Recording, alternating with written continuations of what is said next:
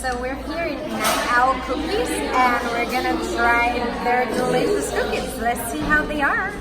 Okay, so we are gonna try 6 different types of cookies. Look at this. This looks so delicious. We have peanut butter crunch, sugar daddy, cookies and cream. This one comes with brownie, and obviously this one comes with some cereal.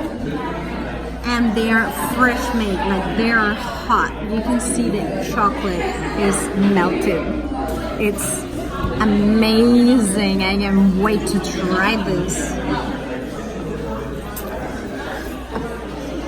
So here we have rainbow over bedrock, and what I love about it is that it has white chocolate in it. Obviously, all of the cookies are super like soft and amazing. Like you can see the chocolate is melting in them. The crunch one has a piece of crunch inside, and then it has all the chocolate in it. I love that they get amazing quality on the chocolate. Like they got really good chocolate, not just whatever chocolate. Then the peanut butter one, obviously it's amazing if you like peanut because it comes with these little pieces of peanut butter.